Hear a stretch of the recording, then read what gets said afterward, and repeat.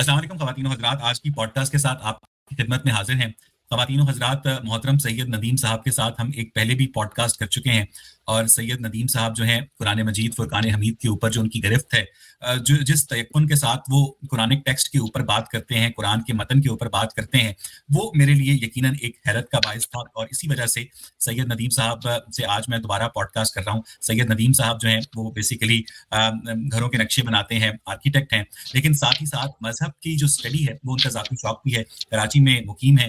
ندیم بھائی کیا حال چال ہے؟ طبیعت، صحت، مزاج کیسے ہیں؟ جی سر، اللہ کا شکر کریے سر۔ ندیم بھائی، مجھے یاد پڑتا ہے کہ قرآن مجید میں آتا ہے کہ اور جو تم میں سے شہید ہو جائیں انہیں مردہ مت کہو، وہ زندہ ہیں مگر تم اس کا شعور نہیں رکھتے۔ ندیم بھائی، یہ جو قرآن مجید کی آیت ہے، اس کی روشنی میں شہادت کا مرتبہ کیا ہے، شہید کا مقام کیا ہے؟ اور شہید کو مرنے کے بعد میں نے سنا ہے کہ اول تو وہ مرتا نہیں ہے، لیکن پتہ نہیں اس کی بیوہ شادی کر لیتی ہے، لیکن اس کو میں نے سنا ہے اس کا حساب کتاب بھی نہیں ہوتا اور اس کو سیدھا داخل جنت کیا جاتا ہے۔ شہید کے کچھ درجات، کچھ مرتبوں کے بارے میں مجھے آپ سے جاننا تھا کہ شہید کو ملتا کیا ہے شہید ہونے کے بعد؟ دیکھیے، جو ہمارے معاشرے میں جو شہید کا کانسیپٹ ہے وہ کانسیپٹ بالکل الٹ ہے، اور اللہ تعالیٰ جب آیت میں کہہ رہے ہیں کہ وجاہدوا فی اللہ حق جہادہ هو اجتباکم وما جعل علیکم فی الدین من حرج ملۃ ابیکم ابراہیم هو سماکم المسلمین، تو اس میں شہید جو ہے اب اللہ کی آیت کے ساتھ جو ہم وقت گزارتے ہیں اور اللہ کی آیت کے ساتھ جو اپنی زندگی گزارتے ہیں، تو وہ اپنے آپ کو، جو اپنی خواہشات ہے دنیا کی اور جو جتنی بھی آرزو ہے وہ اس کو ختم کرنا ہوتا ہے۔ تو جیسے معاشرے میں آج کل جیسے بولا جاتا ہے کہ اللہ کی راہ میں وہ جو جنگ کرتے ہوئے شہید ہو جاتے ہیں، تو وہ قرآن میں اس طرح کا کوئی ذکر نہیں ہے۔ شہید اس کو بولا گیا کہ جو اللہ کی راہ میں اپنے آپ کو، اپنی خواہشات کو قربان کر دیتا ہے، وہ بس وہ اللہ کو جیسے اپنی نفسیات کو بیچ دیتا ہے، تو وہ شہید کہلاتا ہے۔ تو وہ جو اللہ کہتے ہیں وہی وہ کر رہا ہوتا ہے، اس کو دنیا کی طلب نہیں رہتی، طالب دنیا نہیں رہتا ہے۔ وہ شہید نہیں ہے؟ شہید کا مطلب سر گواہ بنانا ہوتا ہے، گواہی دینا ہوتا ہے۔ تو وہ کس چیز کی گواہی دے رہے ہیں؟ وہ تو شاہد نہیں ہوتا۔ وہ کس چیز کی گواہی دے رہے ہیں؟ اللہ تعالیٰ کی آیات کی گواہی دیتے ہوئے مرے ہیں یا کیا کس چیز پہ مرے ہیں؟ وہ تو قومیت اور اس پہ وطن کے خاطر مر رہے ہیں، اور وطن کا کانسیپٹ تو اس قرآن میں اور اسلام میں تصور نہیں ہے۔ وطن کے تصور جو معاشرے میں پیش کیا تھا، ہم وطن کے خاطر اپنی جان دے دیں گے اور ہم شہید کھلائیں گے، تو یہ تصور ہی غلط ہے۔ تو وطن کے خاطر جتنی بھی، اور چاہے پولیس والے وہ تو سارے شہید کھلا رہے ہیں۔ تو یہ شہید کا مطلب اصل یہ ہے کہ جو اللہ اس کی آیت پر وہ اپنے آپ کو گواہ بنا لے، اللہ اس کی آیت پر جو ہے گواہی دے، وہ کہ میں واقعی میں اللہ کی خاطر جو ہے اپنی زندگی میں نے ترک کر دی ہے، تو وہ شہید کہلاتا ہے۔ لیکن ندیم بھائی، آپ نے تو شہادت کا جو سارا کانسیپٹ ہے وہ تلپٹ کر دیا ہے، کیونکہ ہمارے جو علماء کرام ہیں وہ ISPR کے جو شہداء ہیں ان کو کے شہداء کو خراج تحسین پیش کرتے ہیں، تو وہ جو آیت ہے اس میں تو یہ نہیں آیا اور جو اللہ کی راہ میں لڑتے ہوئے مارے جائیں انہیں شہید مت کہو، ٹھیک ہے؟ اس میں یہ تو نہیں آیا کہ گواہ بنایا ہے آیت کو، یہ کیا ہے، اپنے نفس کو قربان کیا ہے۔ وہ تو صاف صاف آیت یہ کہہ رہی ہے اور جو اللہ کی راہ میں لڑتے ہوئے مارے جائیں انہیں مردہ مت کہو، وہ شہید ہیں لیکن تم اس کا، وہ زندہ ہیں مگر تم اس کا شعور نہیں رکھتے۔ جب آپ تو قرآن کی آیت ہی چینج کر رہے ہیں ندیم بھائی۔ نہیں، آیت میں نے چینج نہیں کی ہے، اصل میں جو کانسیپٹ ہے اس کو چینج، جو اللہ کی آیت میں جو جہاں پہ ذکر ہے نا شہید کا، تو وہ آیات کے یعنی گواہی کس کی دے رہے ہیں آپ؟ اللہ اس کی آیت، اللہ کی راہ میں لڑنے کا، اللہ کی راہ ہے کیا؟ اللہ کی راہ اللہ کی کتاب ہے، صحیح ہے، اللہ کی راہ اللہ کی کتاب ہے۔ اب اس میں جد و جہد آپ کی پوری زندگی ہے، جب نبی جیسے کہتے ہیں محمد صلی اللہ علیہ وسلم 23 سال جو ہے اس قرآن میں لگا دیا، جد و جہد کیا، تو اللہ کی راہ میں جد و جہد کرنا، یہی اس کتاب کے ساتھ جد و جہد کرنا ہے ہم نے، نہ کہ وہ آپ جیسے اسلام میں کلمہ پڑھا اور داخل ہو گئے اور جنگ کری اور شہید ہو گئے۔ یہ تو شارٹ کٹ راستہ ہو گیا۔ تو یہ شہید کا جو کانسیپٹ ہے، یہ شارٹ کٹ نہیں چلے گا۔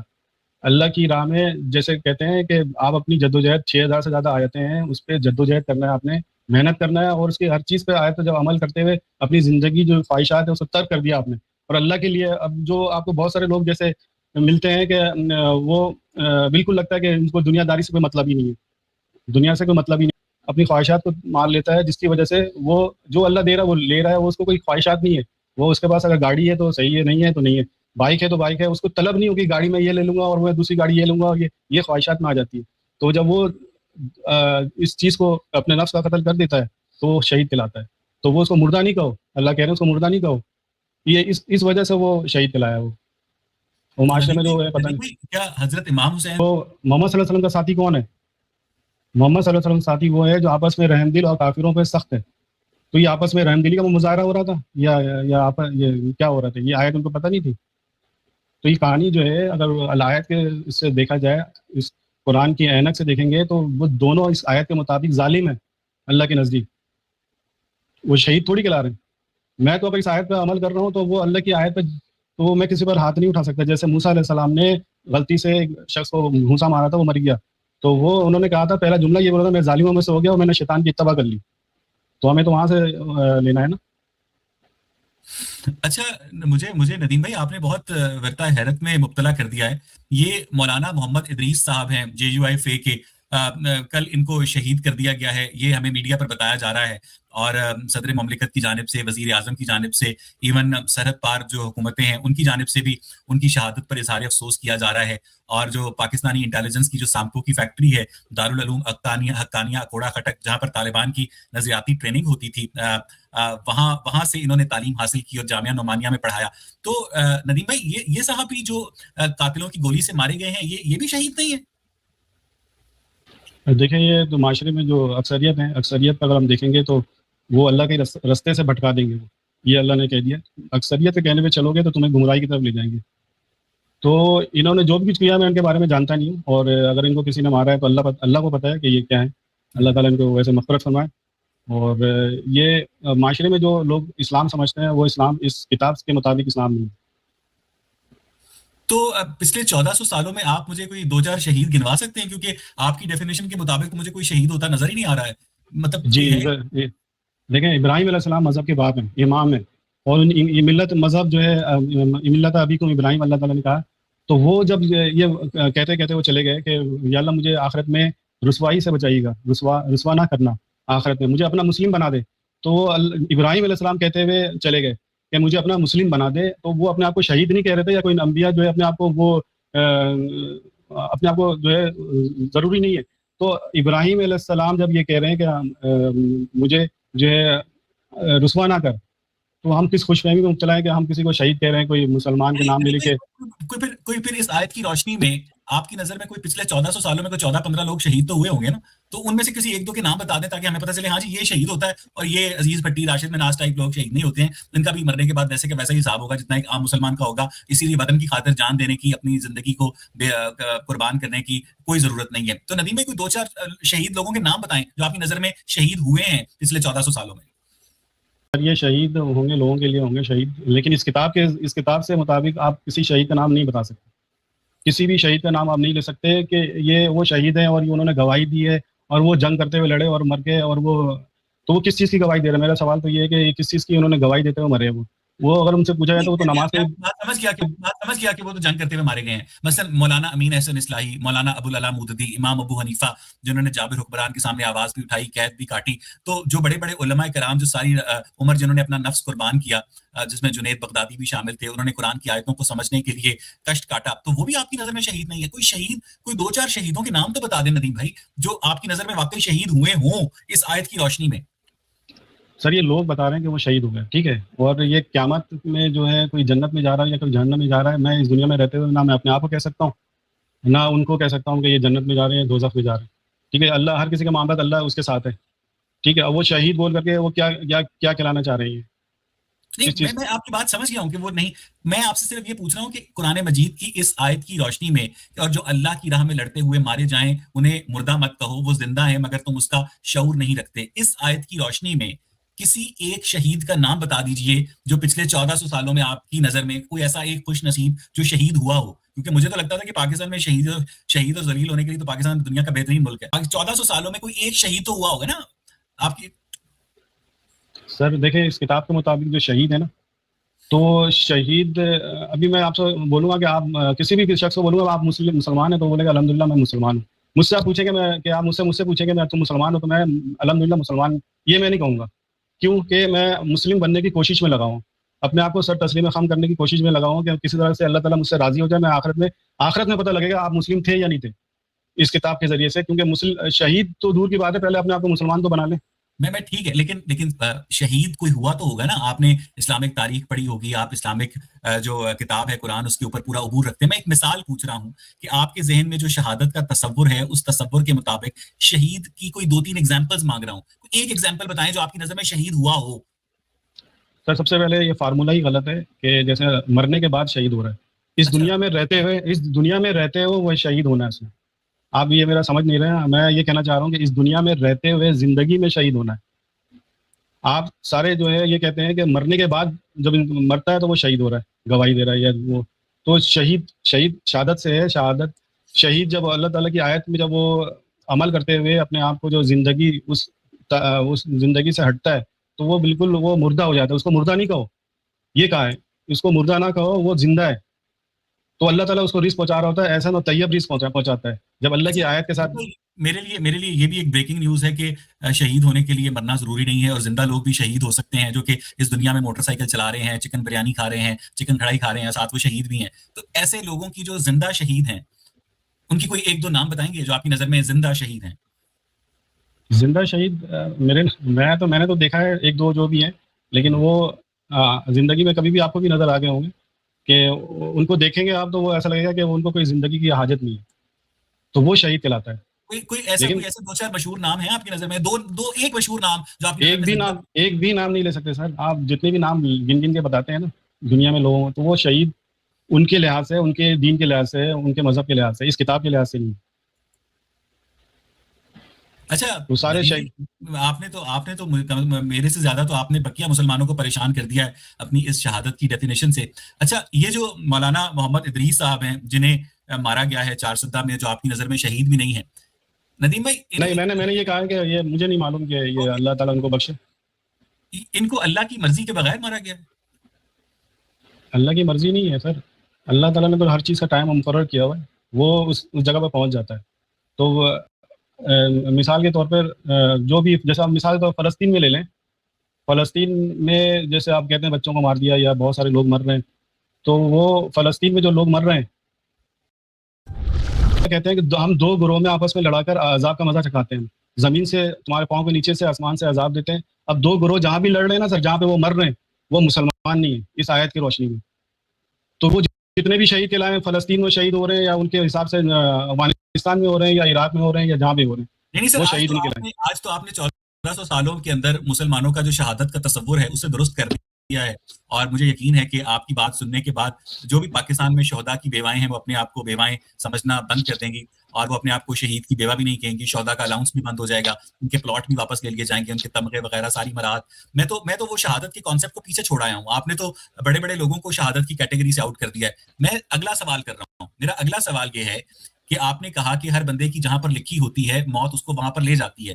تو مولانا محمد ادریس کی موت ان کو وہاں پر لے گئی تھی اور ان کی عمر اتنی ہی لکھی تھی. اگر ان کی عمر اتنی ہی لکھی تھی تو اس کا مطلب یہ ہے کہ قاتلوں نے تو وہی کیا جو ان کے اللہ تعالیٰ نے، مولانا ادریس کے اللہ تعالیٰ نے ان کی قسمت میں لکھ دیا تھا. تو پھر مولانا فضل الرحمان کی جانب سے، کیونکہ یہ JUIF کے رہنما بھی تھے، ان قاتلوں کی گرفتاری کا مطالبہ کیوں کیا جا رہا ہے؟ کیونکہ ان قاتلوں نے تو وہی کیا جو اللہ تعالیٰ نے مولانا محمد ادریس کی تقدیر میں لکھ رکھا تھا. ندیم بھائی دیکھیں، یہ تقدیر کا جو معاملہ ہے نا سر، وہ اللہ تعالیٰ نے ایک چیز لکھ دی ہے تو وہ ہو کر رہے گی. ٹھیک ہے، اب وہ یہ اللہ نے چھوڑ دیا ہے کہ تم اس راہ پہ چلو گے تو تم اس طرح سے تمہیں ہلاک کر دیں گے، اس راہ پہ چلو گے تو تمہیں اس طرح سے زندگی طیب موت عطا فرمائیں گے تمہیں. تو یہ چھوڑ دیا ہے انسانوں کے اوپر، جو آپ کی زندگی جو ہے، جیسے مثال کے طور پہ آپ نے گھر سے باہر نکلتے ہیں یا تو مسجد کی طرف جائیں گے یا اس طرف جائیں گے جہاں بھی جا رہے ہیں آپ، تو آپ کو اللہ تعالیٰ نے فیصلے کے لیے ایک کھلی چھوٹ دی ہوئی ہے، تو آپ کدھر جاتے ہیں اور زندگی کس طرح سے گزارا ہے. اس زندگی گزارنے کے تحت آپ کی جو ہے، آپ مثال کے طور پہ جو لوگ فسادی ہیں، جو جنگ کرتے ہیں، اللہ تعالیٰ کہتے ہیں ہم تمہیں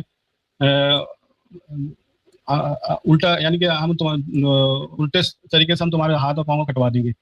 تو آپ کو نظر آیا افغانستان میں بھی نظر آیا، فلسطین میں بھی نظر آیا، اور بھی بہت سی جگہ پہ جو فساد کرتے ہیں، لڑتے ہیں، تو وہ مرتے ہوئے نظر آ رہے ہیں آپ کو. ندیم بھائی میں یہ ساری باتیں جو آپ کہہ رہے ہیں یہ میں نے آپ سے پوچھی نہیں ہیں. میں صرف یہ پوچھ رہا ہوں کہ مولانا محمد ادریس جب 1961 میں، آج سے 66 برس پہلے، چارسدہ میں پیدا ہوئے تھے، تو اللہ تعالیٰ نے ان کی تقدیر میں لکھ رکھا تھا کہ وہ 5 مئی 2026 کو قاتلوں کی فائرنگ سے مارے جائیں گے. اگر یہ ان کی تقدیر میں ان کی موت کا وقت، ان کی موت کا دن معین تھا، تو پھر ان کے قاتلوں نے تو وہی کیا جو ان کے اللہ تعالیٰ نے ان کے عقیدے کے مطابق ان کی تقدیر میں لکھ رکھا تھا. تو پھر قاتلوں کو گرفتار کرنا، انہیں سزا دینا، اس کا مطالبہ کرنا، وہ میری سمجھ میں نہیں آ رہا ندیم بھائی، کیونکہ ان قاتلوں نے تو وہی کیا جو اللہ تعالیٰ نے ان کی تقدیر میں لکھا ہوا تھا. نہیں، قتل کرنے والا جو ہے وہ جب قتل کرنے نکلتا ہے، یا خودکشی کرنے والا جب خودکشی کرنے نکلتا ہے، تو وہ خودکشی کرنے والا جب اپنے آپ کو خودکشی پہ پہنچاتا ہے تو وہ ضروری نہیں کہ وہ مر جائے. بہت سارے خودکشی کرنے والے وہ زندہ بچ جاتے ہیں. صحیح، قاتل مارنے آتا ہے، وہ 6-7 گولی مار بھی دیتا ہے تو وہ شخص بچ جاتا ہے. تو وہ آپ کو نظر آ رہا ہے دنیا میں، ہمارے علاقے میں بھی بہت سارے لوگ ان کو گولیاں لگی ہیں، 11 مئی کو بھی لگی ہیں، لیکن یہ ہے کہ انہوں نے ان کی موت وہ نہیں تھی. صحیح ہے، مارنے کی پوری کوشش کی قاتل نے، لیکن وہ نہیں مرے. تو آپ یہ وثوق سے نہیں بول سکتے کہ قاتل جب وہ قتل کرنے آ رہا ہے تو وہ اس کو قتل کر کے ہی چھوڑے گا، یا خودکشی کرنے والا خودکشی کرتا ہے تو بہت سارے وہ بچ جاتے ہیں. میں ابھی اس پروبیبلٹی پر بات نہیں کر رہا ہوں کہ قاتلانہ حملے میں کوئی زندہ بچ جائے گا یا کوئی خودکشی کر رہا ہے. میرا سوال اور ہے ندیم بھائی، میرا سوال یہ ہے کہ 1961 میں یہ صاحب پیدا ہوئے تھے، مولانا محمد ادریس. تو کیا اللہ تعالیٰ نے، آپ نے خود کہا کہ جہاں پر لکھی ہوتی ہے وہاں پر آپ کو خود موت لے جاتی ہے، جب اللہ تعالیٰ نے لکھ رکھا تھا کہ 5 مئی 2026 کو قاتلوں کی فائرنگ کے نتیجے میں یہ مارے جائیں گے، تو پھر قاتلوں کی گرفتاری کا مطالبہ تو غلط ہوا نا، کیونکہ اللہ تعالیٰ نے ان کی تقدیر میں ان قاتلوں کی گولیوں سے لکھنا لکھ رکھا تھا، اور قاتلوں نے وہی کیا جو اللہ تعالیٰ نے لکھ رکھا تھا. ندیم بھائی یہ پوچھ رہا ہوں. سر 2 چیزیں اللہ تعالیٰ نے لکھ دی ہے نا، آپ یہ دیکھ رہے ہیں، یہ بھی لکھ دیا تو وہ بھی طریقہ بھی لکھ دیا جو آپ ایسا طیب طریقے سے موت کی طرف بڑھیں گے. ضروری نہیں آپ وثوق سے کہہ دیں کہ نہیں انہوں نے لکھ دیا، اللہ نے لکھ دیا کہ اسی طریقے سے مرنا ہے تو وہ اسی طریقے سے موت آ رہی ہے. تو وہ ان کا اپنا عمل بھی ہوتا ہے، اپنا جو کردار ہے، اپنا جو آیت کے خلاف انہوں نے اگر عمل کیا تو وہ اس طرح سے ان کے سامنے آیا، تو وہ ان کا اپنا کیا دھرا ہوتا ہے، نہ کہ اللہ کی مرضی سے ہو رہا ہے. اللہ نے اجازت دیا ہوا ہے، مرضی نہیں ہے اللہ کی شامل. اللہ نے اجازت دی ہوئی ہے، اللہ کی مرضی نہیں شامل. یعنی جس اللہ کی مرضی کے بغیر پتہ بھی نہیں ہلتا، اس اللہ کی مرضی کے بغیر لیکن اللہ کی اجازت سے مولانا محمد ادریس کو مار دیا گیا. یعنی مولانا محمد ادریس کو مارنے میں اللہ تعالیٰ کی قاتلوں کو اجازت تھی، جاؤ تم مار دو. اجازت دی ہوئی ہے، مرضی نہیں شامل اللہ کی نا، میں یہ کہنا چاہ رہا ہوں. جیسے اجازت میں بچیوں کی مرضی نہیں ہوتی ہے لیکن وہ والدین کی اصرار کے اوپر اجازت دے دیتی ہیں شادی کی، بالکل ویسے ہے نا. والدین اجازت دے دیتے، سمجھا نہیں میں. مثلا جیسے بچیوں کی شادی کی مرضی نہیں ہوتی ہے کہ وہ والد کی مرضی سے شادی کریں، لیکن والد کے اصرار پر وہ اپنی جو ہے اجازت دے دیتی ہیں، ٹھیک ہے آپ میری مرضی تو نہیں ہے لیکن آپ کہتے ہیں تو میں کر لیتی ہوں شادی. ویسے ہاں ایسا ہی بالکل یہی ہے کہ وہ لڑکی کے خواہشات کے حساب سے شادی نہیں کی، وہ بعد میں پتہ لگا کہ وہ ٹوٹ گئی، نکاح ٹوٹ گیا. ندیم بھائی اللہ تعالیٰ کی مرضی نہیں تھی، اللہ تعالیٰ کی اجازت تھی. یہ بات میری سمجھ میں نہیں آ رہی کہ مولانا محمد ادریس کو مارنے کی اللہ تعالیٰ کی مرضی نہیں تھی، حالانکہ اللہ تعالیٰ نے لکھا ہوا تھا ان کی تقدیر میں، لیکن ایٹ دا سیم ٹائم اللہ تعالیٰ کی اجازت تھی کہ ہم مار دو. تو اجازت میں اور مرضی میں فرق کیا ہے؟ کیونکہ دونوں کی آؤٹ پٹ تو سیم ہے. مرضی میں تو سر اللہ کی چاہت آ گئی نا، اللہ تعالیٰ کی چاہت یہ ہے کہ تم اسی طریقے سے جو ہے آپ زندگی گزارو، تو میں آپ کو یہ، تو اللہ کی چاہت میں زندگی گزارنا، اور اللہ تعالیٰ نے اجازت دیا ہوا کہ تم یہ قتل کر سکتے ہو، لیکن اب وہ قتل کرنے والا جو ہے اللہ کی مرضی سے قتل نہیں کر رہا ہے، اللہ کی چاہت سے نہیں کر رہا ہے. اللہ نے اجازت دیا ہوا قتل کرنے کے لیے، تو وہ قتل کرنے والا جو اللہ تعالیٰ نے کہہ دیا، وہ اللہ نے لکھ دیا ہے کہ وہ قاتل جو ہے اس کی بخشش نہیں ہے، چاہے کچھ بھی ہو. اب حدیثوں میں سناتے ہیں نا 99 قتل کر کے گیا، وہ جو ایک جو ہے اس کو ہی مار دیا، 100 ہو گئے اور پتہ نہیں اللہ تعالیٰ نے بخش دیا. یہ سب کہانیاں ہیں، ایک قتل پہ اللہ تعالیٰ معاف نہیں کر رہا، تو 99 اور پتہ نہیں کیا کیا جو ہے کہانیاں سناتے ہیں تاکہ وہ قتل کریں، مسلمان بھی قتل کریں. اللہ تعالیٰ تو یہ کہہ رہے تم ہاتھ بھی نہیں اٹھا سکتے کسی کو. اگر وہ کسی کی جو ہے اللہ کے دین کے خلاف بھی بات کر رہا ہے یا تضحیق کر رہا ہے، تو وہ تضحیق اللہ اس سے خود بدلہ لے لے گا. ایسا تھوڑی کہ آپ کو بولا گیا کہ اب اس میں جیسے مثال کے طور پہ چور کا ہاتھ کاٹ دو، آپ کو کاٹنے کا حکم تھوڑی بولا گیا ہے، اللہ اس کو کاٹ دے گا جب اس کو موقع ملے گا، اللہ تعالیٰ اس کو کاٹ دے گا. تو آپ تو یہاں پہ حدیث کے ذریعے شریعت نافذ کیا ہوا ہے کہ چور کا ہاتھ کاٹ دو، آپ کو تھوڑی حکم دیا ہے چور کا ہاتھ کاٹ دو. تو ندیم بھائی پھر چور کے ساتھ کیا کرنا چاہیے؟ چور کے ساتھ کیا کرنا چاہیے وہ اللہ پہ چھوڑ دینا سر. ابھی اس نے چوری کی ہے تو کبھی دیکھا آپ نے جو ہے چوری کرنے والا جو ہے اس کو بھی تو لوگ پکڑ کے مار دیتے ہیں نا، تو اللہ کی طرف سے ہی ہوتا ہے. وہ کس طریقے سے پیغمبر کہتے تھے کہ اگر میری بیٹی فاطمہ بھی چوری کرتی تو اس کا ہاتھ کاٹ دیا جاتا، تو مطلب غلط کہا تھا انہوں نے. بالکل یہ آیت کے خلاف بات ہے، آیت میں ہے ہی نہیں کہ ہاں. تو یہی تو کہہ رہا ہوں کہ آپ اب چوری پہ ہی لے لیں، چھوٹی چوری ہو بڑی چوری ہو سب اس میں پھنس جائیں گے آپ. کوئی بچہ چوری رہا ہے کوئی بڑا کر رہا ہے یا وہ عورت مجبوری میں کر لیتی ہے تو سب کا چور، یعنی کہ ایک قانون بنا لیتے ہیں تو اس قانون کے پیچھے وہ خود پھنس جاتے ہیں. تو ندیم بھائی دل چوری کرنا بھی گناہ ہے، کسی کا دل چرانا. دل چوری ہونا تو یہ دل وہ خود دے بیٹھنا تو وہ تو چوری نہیں کہلاتا نا. اچھا ندیم بھائی، آپ کے خیال میں مسلمانوں کے، آج تو آپ نے مسلمانوں کے جو مروجہ عقائد ہیں، چوری کی سزا ہاتھ کاٹنا نہیں ہے، کوئی شہید نہیں ہے، ان کی تو آپ نے ایسی تیسی پھیر دی ہے. تو ندیم بھائی، آپ کی ریسرچ کے مطابق کون کون سے غلط عقائد مسلمانوں میں رواج پا گئے ہیں، ان کو ذرا آپ دیکھیں ہماری پچھلی جو براڈ کاسٹ تھی اس میں میں نے سب سے کہا تھا سب سے پہلے آیت منسوخ نہیں ہوئی. ٹھیک ہے، لوگ آیت کو منسوخ کر رہے تھے. ٹھیک ہے، پھر اس کے بعد میں نے کہا کہ مسجد اقصیٰ جو ہے وہ مدینہ مسجد نہیں ہے، مدینہ مسجد ہے مسجد اقصیٰ. وہ جو اکثر ادھر چلے گئے تھے آپ، تو وہ کانسیپٹ بالکل ہی غلط ہے. پھر جبریل کو آپ نے فرشتہ کہا تھا، میں نے کہا جبریل فرشتہ نہیں ہے، روح الامین ہے. تو جو بہت ساری باتیں آپ کے میری ہوئی تھی. اور جیسے پورے قرآن میں لونڈی کا ذکر نہیں ہے. لونڈی بنا کے پتہ نہیں کیا کیا کہانیاں جوڑ کے اس کتاب کے ساتھ جو ہے مذاق اڑایا ہوا ہے، تو وہ بھی نہیں ہے. زبانیں اللہ نے بنائی ہے تو آپ نے یہ بھی قبول نہیں کیا تھا. پھر اس کے علاوہ تراویح کا ذکر ہے، میں نے تراویح کا ذکر دکھانا تھا، آپ نے وہ خیر ٹائم نکل گیا تھا. تو وہ تراویح کا ذکر باقاعدہ ہے. آپ نے کہا تھا گاندھی صاحب نے دکھایا، ان کو نہیں پتا. اور ایک جو میرے ساتھ تھے انہوں نے کہا کہ نہ حدیث میں تراویح کا ذکر ہے نہ قرآن میں تراویح کا ذکر ہے. تو میں نے تراویح کا ذکر اس میں سورہ نمبر 72 اور 20 آیت آپ پڑھ لیجیے گا، آپ اب نکال لیں، اس میں نظر آ جائے گا تراویح. کیونکہ سعودی عرب میں صلاۃ اللیل کہتے ہیں، وہاں پہ تراویح نہیں کہتے سعودی عرب میں. تو صلاۃ اللیل کے لفظ عربی میں لکھا ہوا اور باقی اس کی وضاحت بھی لکھی ہوئی اسی آیت میں 72-20 آیت. تو ندیم بھائی، آپ کی یہ جو ڈسکوریز ہیں مسلمانوں کے ان غلط عقیدوں کی اصلاح کے لیے، آپ کوئی کتاب لکھ رہے ہیں، کوئی چینل بنا رہے ہیں، کوئی پمفلٹ وغیرہ پبلش کر رہے ہیں؟ نہیں، یہ دیکھیں ابھی شیطان نے بھی جب اترا تھا نا، شیطان نے کہا تھا کہ میں قلیل لوگوں کے علاوہ جو خالص بندے ہیں، خالص کتاب کے ساتھ جو جڑے ہوئے ہوتے ہیں نا، وہ تو خالص وہی ہوتے ہیں، ان کے سوا میں گمراہ کر کے چھوڑوں گا. تو یہ شیطان نے بولا تھا، اور یہ اللہ نے بھی کہہ دیا میرے خالص بندوں کے علاوہ تم کسی کو